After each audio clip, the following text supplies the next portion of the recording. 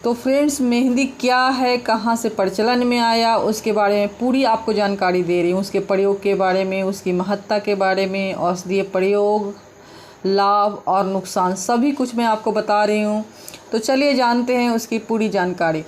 मेहंदी एक ऐसा साधन है जिसका उपयोग हाथ, पैर, बाजू, बालों में, चर्म रोग आदि में किया जाता है। मेहंदी को हिना भी कहते हैं। मेहंदी सौंदर्य एवं मंगल कार्यों का प्रतीक होती है। यह कई तरीके से काम में आती है। भारत में आज ही नहीं, पुराने समय से इसका प्रयोग होता आ रहा है और हर मांगलिक कार्यों पर इसका उपयोग किया जाता है। इससे अपने हाथ पैरों को सजाते हैं। देवी देवताओं की पूजा अर्चना करते समय भी इसका उपयोग किया जाता है।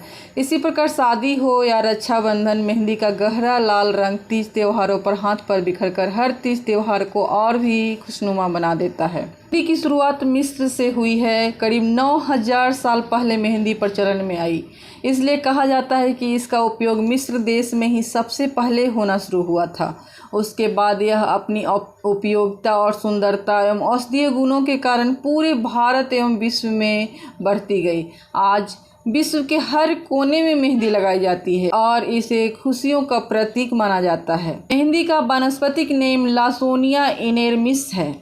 यह लिटरेसी कुल का है और इसकी जाति लॉसेनिया इनेर्मिस है। इसका वर्ग मैग्नोलियोपिस्डा है और इसका वंश लॉसोनिया है।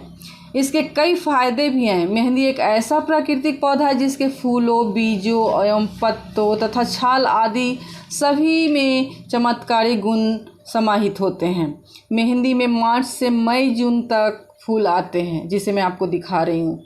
मेहंदी के फूल सफ़ेद रंग के होते हैं तथा ये फूल गुच्छों में ही खिलते हैं। तीज त्योहारों एवं उत्सवों के पहले इसको लगाना शुभ माना जाता है। इससे भी पुराने समय से ही हाथों पर मेहंदी लगाने की परंपरा ही है। आयुर्वेदिक ग्रंथों में इसके औषधीय गुणों के बारे में बखान मिलता है। मेहंदी का प्रयोग करने से पहले इसकी पत्तियों को पीसते हैं। फिर पीसे हुए पत्तियों को पाउडर या पानी में भिगोकर कुछ समय के लिए अर्थात 1-2 घंटे के लिए रखा जाता है। फिर उसके बाद इस मेहंदी का उपयोग किया जाता है।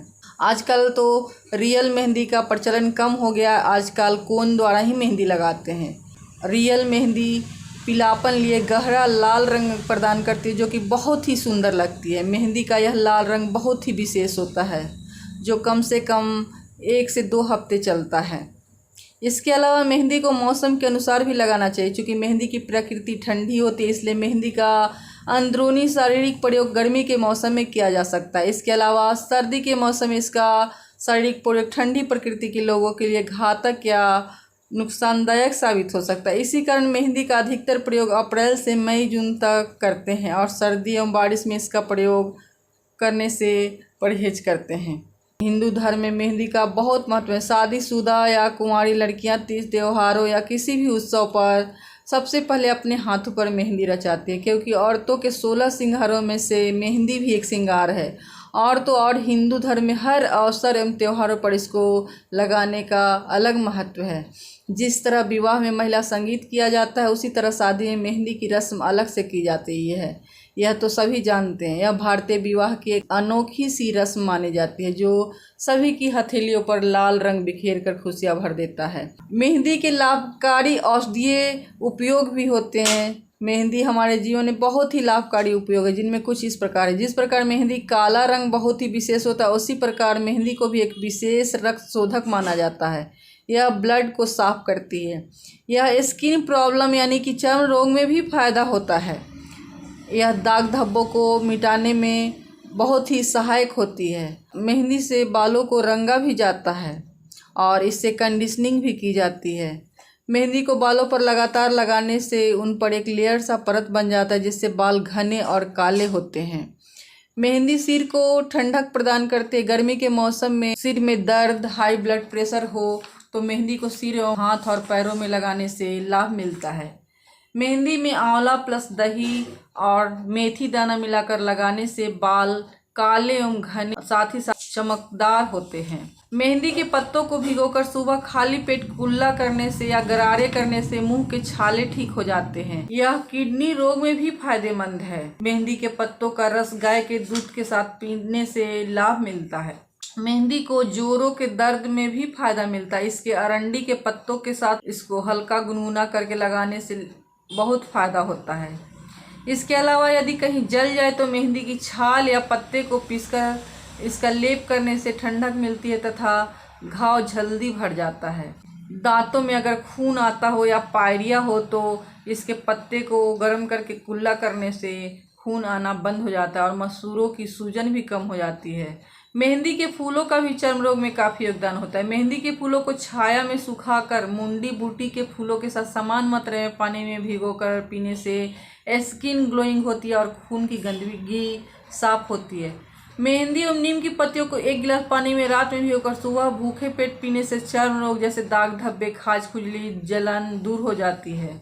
और इसके कई नुकसान भी है, उसको भी हम जान लेते हैं। जैसे कि मेहंदी का प्रयोग सर्दी और बारिश में कम करना चाहिए क्योंकि इससे नुकसान हो सकता है। ठंडी प्रवृत्ति के लोगों को इससे बचना चाहिए, जिसे खांसी या जुकाम हो उन्हें इससे एलर्जी भी हो सकती है। आजकल बाजार में केमिकल युक्त मेहंदी मिलते हैं जिससे हाथों पर लगाने से स्किन प्रॉब्लम भी हो जाते हैं, इसलिए रियल मेहंदी लगाना चाहिए। तो दोस्तों, आज आपने मेहंदी के बारे में जाना कि मेहंदी का पौधा एक प्राकृतिक एवं औषधीय गुणों से भरपूर होता है। आप भी मेहंदी के पौधे को अपने घर में लगाइए और वातावरण को सुगंधित कीजिए।